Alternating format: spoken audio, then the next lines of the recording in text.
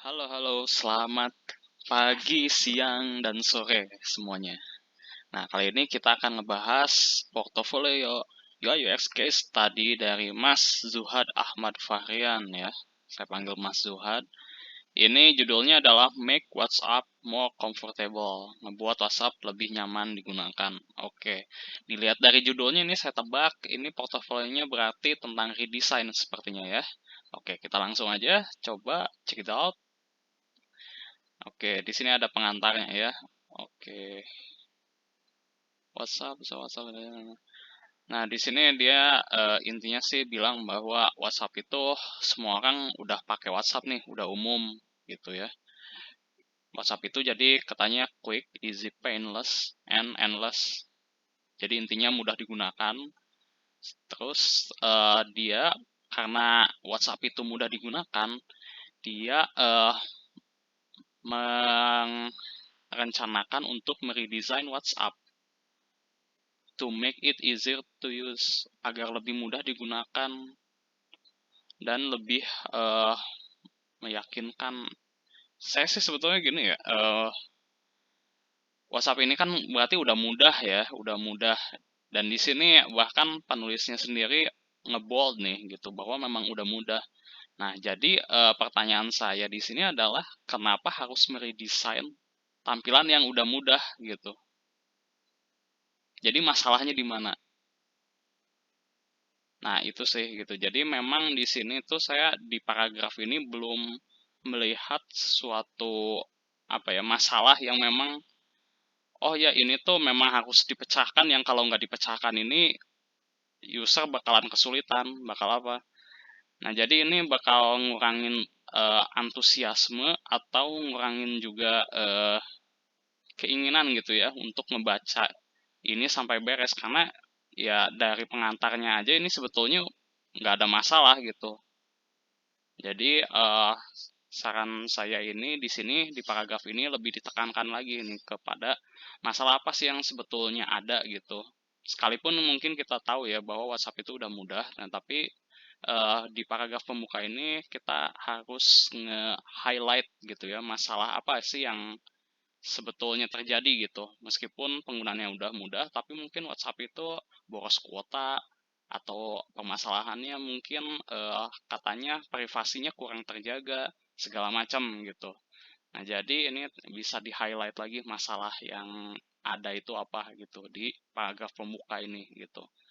Tapi ini udah oke sih gitu ya dari penulisan ya cukup engaging ya gitu buat saya menarik gitu dan nggak terlalu banyak ini juga nggak terlalu bertele-tele juga.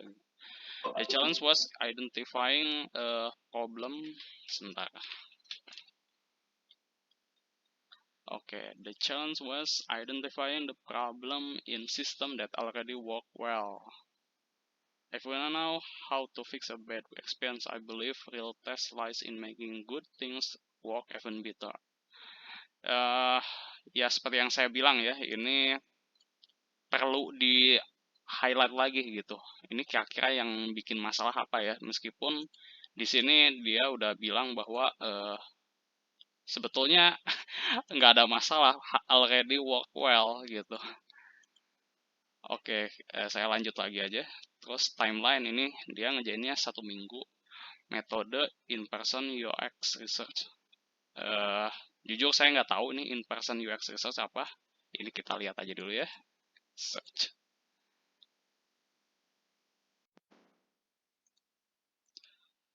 Oke, jadi pada intinya adalah in-person UX research itu adalah si designer ataupun researcher di sini itu langsung berbicara kepada responden gitu secara mandiri.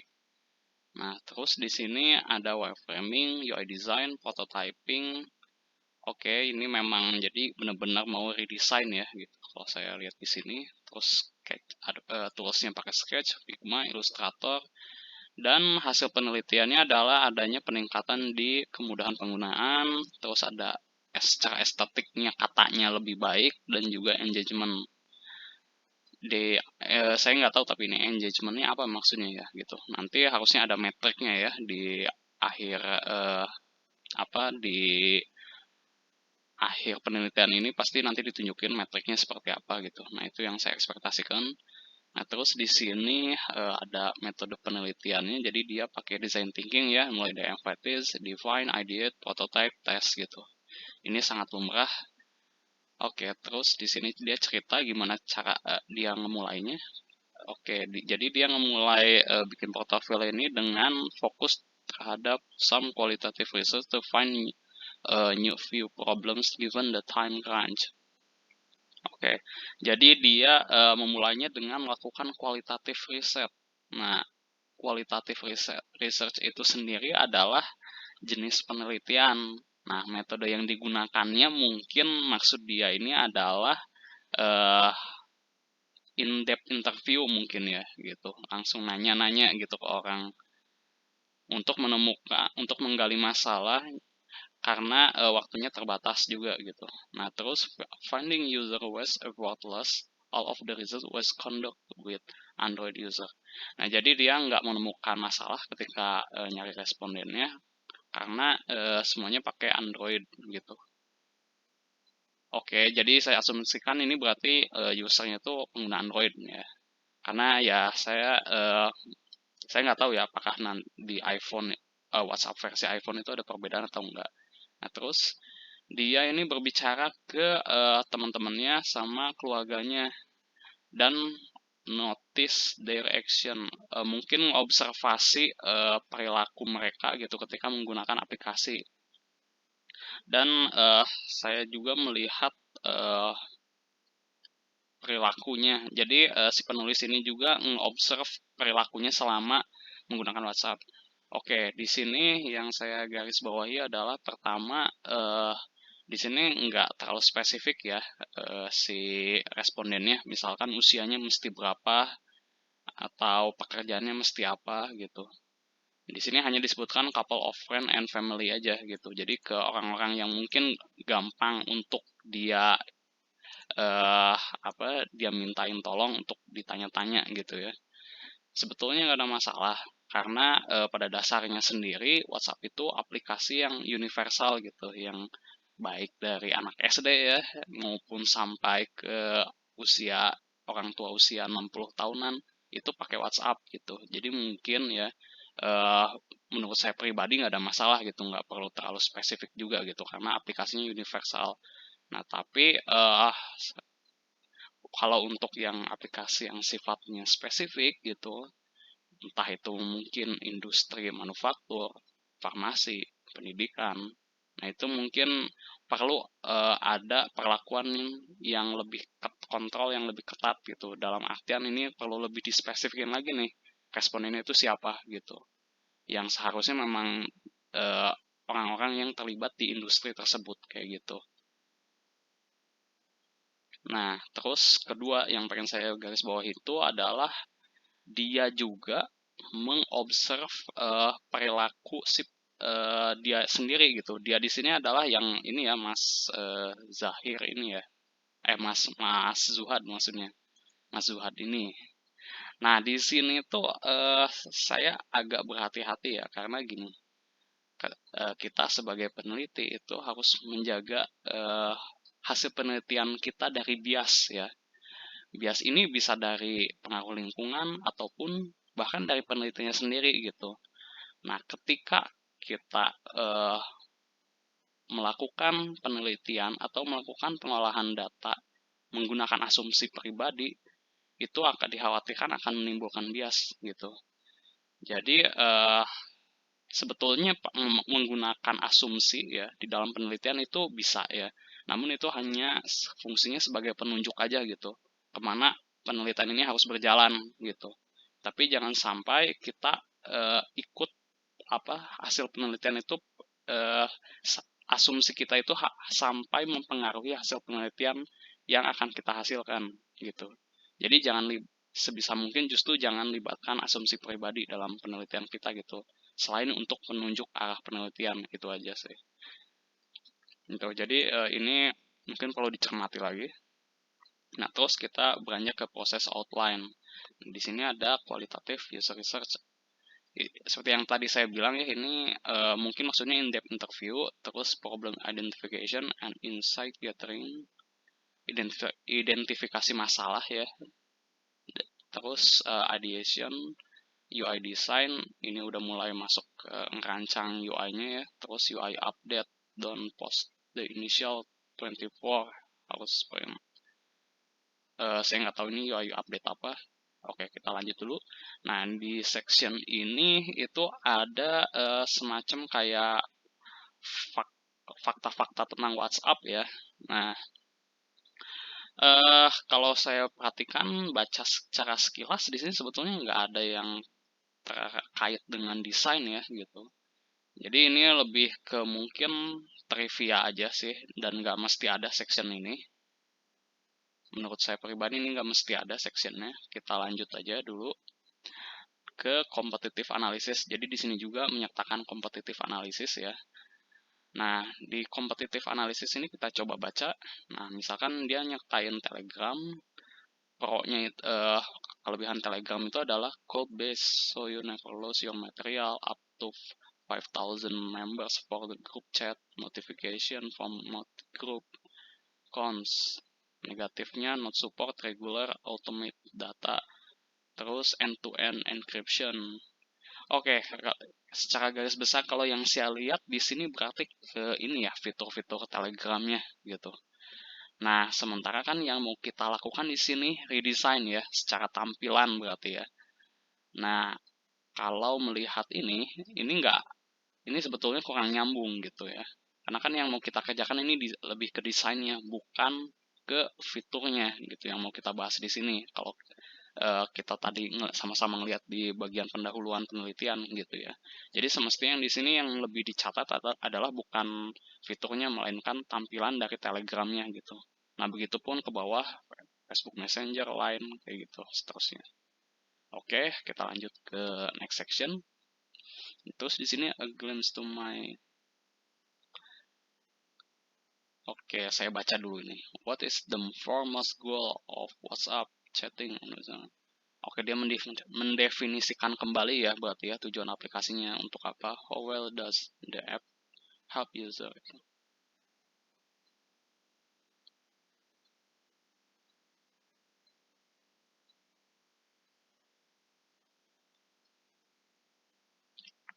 Oke, mungkin di sini dia mencoba ya menafsirkan sendiri gitu ya tujuannya apa, terus eh, gimana cara user achieve goalnya, terus mengobservasi tindakan dari si pengguna gitu secara umum gitu. Jadi ini berdasarkan penafsirannya sendiri.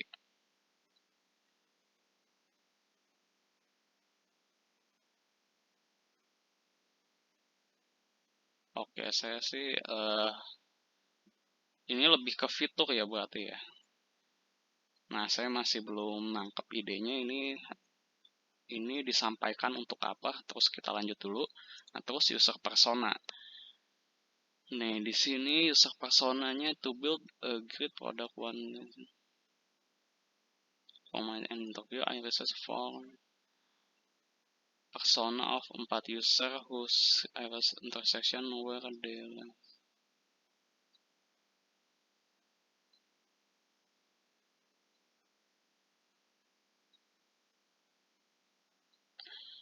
Oke, jadi ini ada 4 persona ya. Nah, mungkin 4 ini itu adalah dari respondennya sendiri ya, apa karakter dari respondennya sendiri seperti apa. Sebetulnya udah cukup simpel ya. Ini yang jadi ada goals, ada pain point atau frustrationnya apa. Misalkan yang pertama ini to be able quickly navigate through the unread message.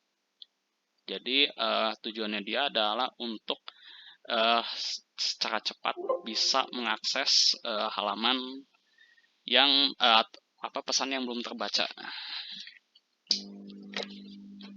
Oke, kita lanjut. Oke, kita lanjut dulu. I identify for problem area. Problem 1. Search is placed out of reach device. Nah, apakah ini tuh menurut hasil in-depth interview atau gimana ya ini? Kenapa dia bisa tiba-tiba bikin statement ada 4 problem di sini gitu? Dasar apakah eh, kita baca dulu ya satu-satu. Search is placed out of reach despite being the most frequent used action. Jadi fitur pencarian ini agak sulit dijangkaunya. Meskipun fitur pencarian ini menurut penelitinya, Mas Zuhad ini adalah fitur yang paling banyak digunakan. Nah, terus ada new chat button. Can also help find conversation and is placed in prime location. But the mental model of user doesn't support the use of new chat to find existing conversation. Most people don't use the new chat button to message people they have already spoken to on.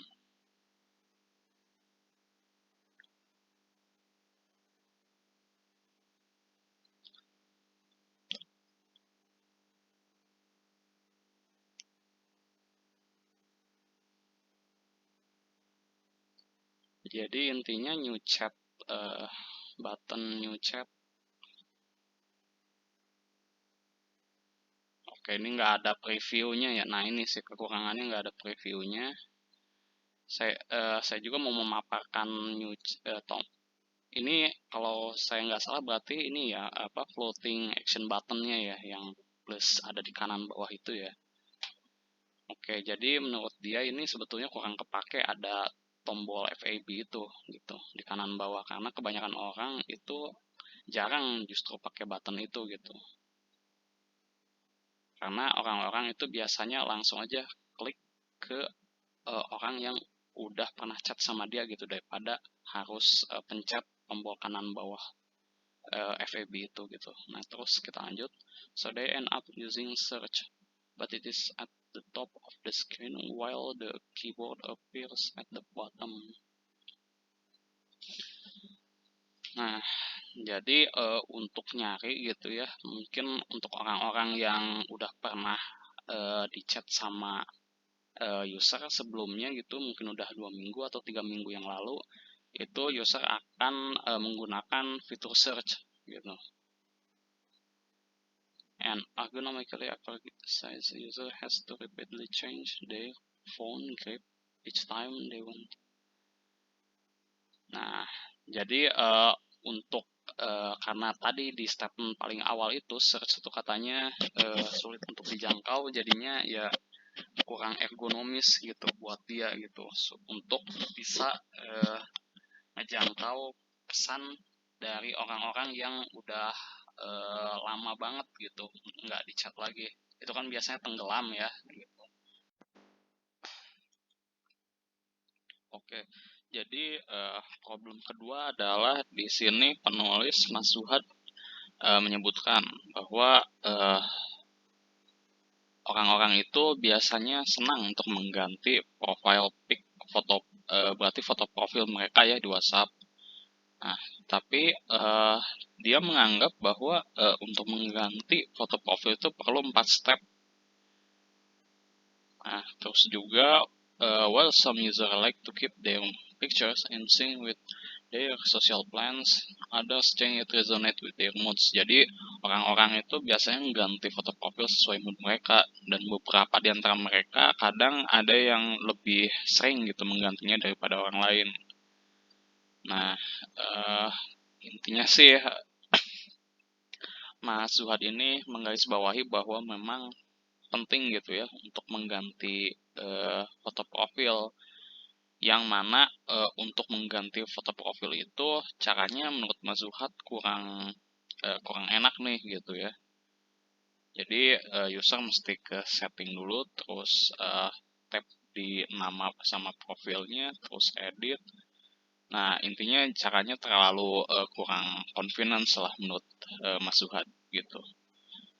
Nah, balik lagi sih ini yang di fakta-fakta yang ditampilkan di sini tuh apakah memang beneran dari usernya langsung atau menurut Mas Zuhad sendiri gitu. Di sini nggak ada penjelasan sama sekali maupun quotes dari si responden yang tadi diteliti gitu, yang 4 responden itu di sini sama sekali nggak ada gitu.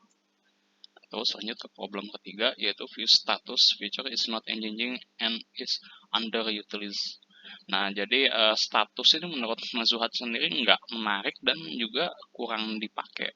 Nah, faktanya adalah people love posting status to socialize as well as advertise their latest venture. Nah, jadi dalam status ini tuh biasanya orang-orang itu biasanya memamerkan kegiatan dia lah gitu.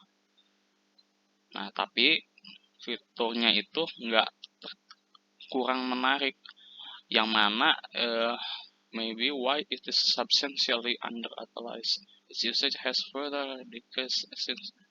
Oke, di sini dia ngungkapin fakta bahwa fiturnya itu semakin kurang digunakan gitu sejak dari project ini dibuat. Oh ya, saya sih baru tahu ya bahkan gitu ya. Ini nggak tahu dapat datanya dari mana. Nah, balik lagi sih, ini di sini harus ada apa namanya, quotes atau seenggaknya pendapat dari respondennya langsung gitu, bahwa memang fitur status fitur itu apa, statusnya di WhatsApp itu mungkin kurang menarik karena mungkin cuman font, warna, terus beres, nggak ada apa-apa lagi atau gimana gitu.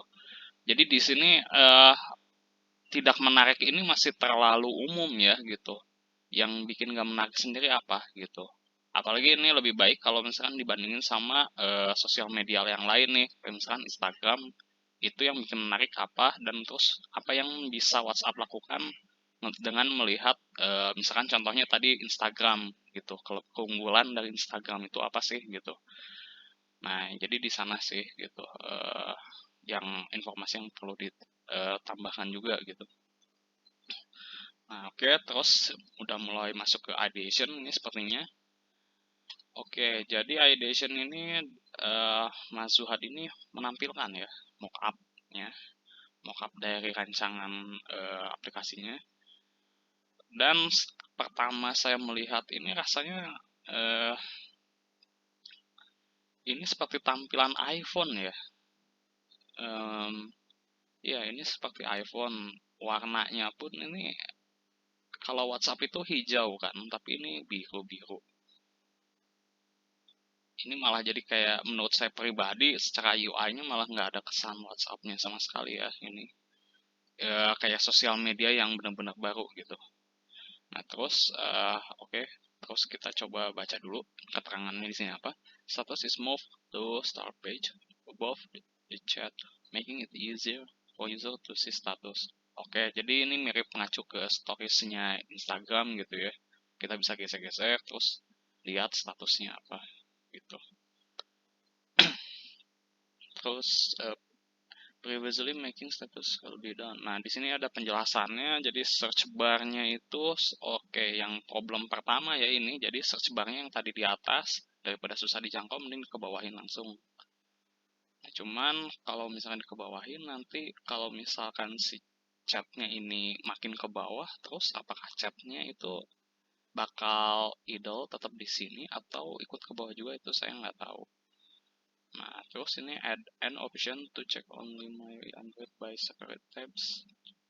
Oke, jadi ini ada kategorisasi untuk chatnya sendiri, apakah ini untuk semua atau ada yang belum, atau ada pesan yang dibintangi gitu supaya lebih gampang ya maksudnya gitu. Oke, terus profile add to make it easily use access the profile previously. Oke, jadi untuk merubahnya apa foto ya foto profil ini. Foto profil ini tinggal klik di sini gitu. Oke. Oke, saya nggak akan mengomentari ya ini semua perubahan yang di sini apa. Karena saya di sini bakal coba fokus ke risetnya sendiri. Oke, kita bisa lewati dulu. Nah, terus group page. Oke, di sini ada group juga ya. Group invest section accept to this line was full added to all the groups. Oke, di sini nggak ada kategori invitation ya. Oke, ini beda kali ya.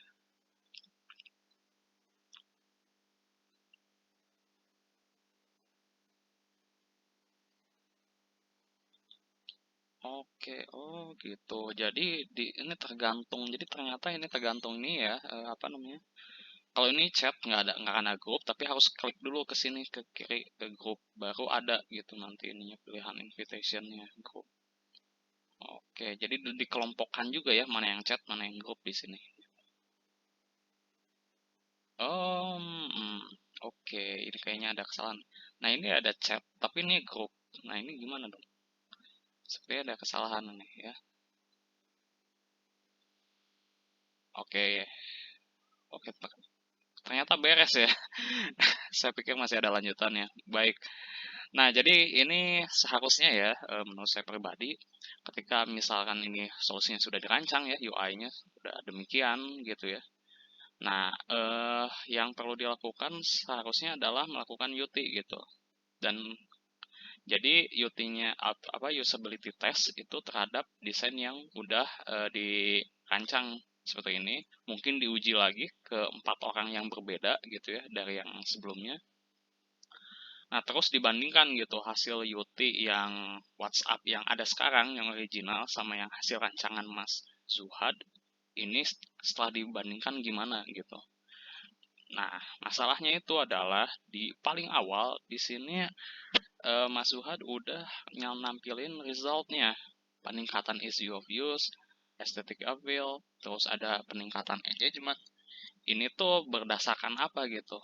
Result ini didapat ini dari mana? Gitu, apakah opini pribadi aja? Karena kan seperti yang saya bilang di awal sekali ya bahwa saya ini di sini berekspektasi ini mungkin ada metrik-metrik tertentu gitu yang nyebabin Mas Suhad bisa bilang bahwa ada peningkatan di ketiga elemen. Jadi ini yang kurang di sini adalah UT-nya lagi ya gitu. UT terhadap desain yang baru dirancang gitu. Oke, jadi kalau kita summary ya, kita simpulin yang mungkin kita bisa optimalkan dari portofolio ini adalah pertama, ini dari pengantar pendahuluannya ini harus lebih dispesifikin lagi gitu. Masalah apa sih yang mau dipecahkan gitu. Jadi kalau misalkan hanya seperti ini, misalkan saya ingin memperbaiki desain yang sebetulnya udah baik, ya itu masih belum terlalu spesifik gitu ya. Dan bahkan sebetulnya kenapa itu malah menimbulkan pertanyaan baru gitu. Kenapa desain yang udah bagus kok harus diperbaiki lagi gitu. Masalahnya apa gitu. Nah, jadi jangan sampai di pendahuluan ini kita sebagai pembaca malah jadi nanya lagi ini terus kenapa gitu. Nah, itu sih yang menurut saya perlu diperbaiki dari sini ini. Dan result ya ini tadi gitu. Ini indikatornya resultnya apa gitu. Kenapa peneliti atau desainer bisa ngomong kayak gini gitu. Sebetulnya ini nggak masalah ngomong kayak gini, tapi ternyata setelah saya tadi baca sampai akhir ini nggak ada penjelasannya tentang ini gitu. Terus next, uh, di sini juga nggak terlalu dijelasin ya emphasis yang mana, define yang mana, ideate yang mana, prototype gimana, tes gimana gitu. Jadi ini kayak berasa kayak hanya tempelan aja gitu. Terus oke, where did I begin? Ini di sini oke, no comment. Nah ini kalau ini sih uh, opsional, nggak mesti ada key stats ini karena nggak berkaitan juga dengan desain. Terus untuk yang competitive analysis ini kalau bisa yang di cover ini adalah secara tampilan medsosnya gitu, bukan fitur-fiturnya, karena kita sekarang ini memang lagi ngeredesain tampilannya, bukan lagi ngebahas masalah fitur. Kecuali kalau Mas Zuhad ini memang pengen ngembangin fitur baru gitu ya, yang mungkin di medsos lain ada tapi di WhatsApp belum ada gitu misalnya. Oke, lanjut. Nah, ini di section ini belum jelas sih. Ini tuh datanya apakah memang dari berdasarkan observasinya Mas Suhad sendiri atau ini memang hasil observasinya dari responden, keempat responden di bawah ini gitu. Dan satu lagi nih, jadi di sini Mas Suhad itu menciptakan 4 persona dari 4 orang yang dia interview ya, kalau yang saya tangkap. Nah, sebetulnya definisi dari persona sendiri adalah grup sejumlah kumpulan dari responden yang memiliki karakteristik yang sama. Nah, jadi kalau misalkan ada 4 orang responden dibuat 4 persona itu kurang tepat karena eh, kan yang persona itu berarti sekumpulan ya, berarti lebih dari satu orang gitu. Nah, sementara 4 orang ini kan punya karakteristik yang berbeda-beda gitu. Nah, sebetulnya jadi nantinya yang saya khawatirkan adalah kalau misalkan satu orang hanya mewakili satu persona ini hanya diwakili oleh satu orang, nantinya personanya malah jadi kurang kuat gitu. Atau yang lebih parah lagi ini sih menimbulkan bias gitu. Itu sih gitu. Jadi karena informasinya ya kurang lengkap gitu. Karena diwakilinya ya hanya sedikit orang gitu. Jadi sebisa mungkin sih mungkin kalau misalkan responden hanya 4 ya buatlah mungkin satu atau dua persona aja gitu. Itu sih menurut saran saya. Nah, ya ini untuk yang problem statement ya, ini problem statement ya ini nggak ada datanya gitu. Ini jadi Mas Zuhad ini mengidentifikasi masalah ini berdasarkan apa ini nggak ada gitu, nggak ada penjelasan sama sekali. Dan lebih baik lagi dilengkapi dengan ilustrasi gitu. Search ini yang jadi masalah misalnya di problem satu ini search ya searchnya memang yang di original itu gimana gitu itu mungkin perlu ada ilustrasi dan dikasih keterangan gitu dan untuk ini sebetulnya udah bagus di sini jadi Mas Suhad bukan cuma nampilin mockup tapi ngasih penjelasan juga gitu ya ini apa gitu yang diperbaikinya jadi ngebantu kita pembaca awam gitu untuk memahami oh maksud Mas Suhad tuh gini gitu di solusi yang dia kasih gitu. Oke, sama yang cukup krusial adalah di project redesign ini kan termasuknya ini penelitian eksperimen ya.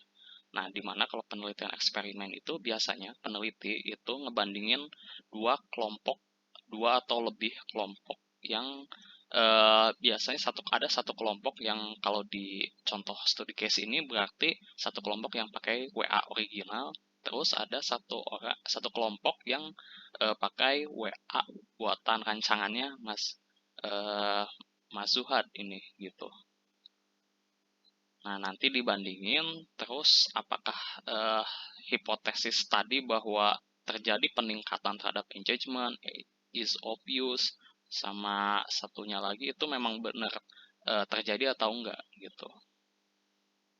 Nah, itu sih saran dari saya. Semoga bermanfaat dan terima kasih.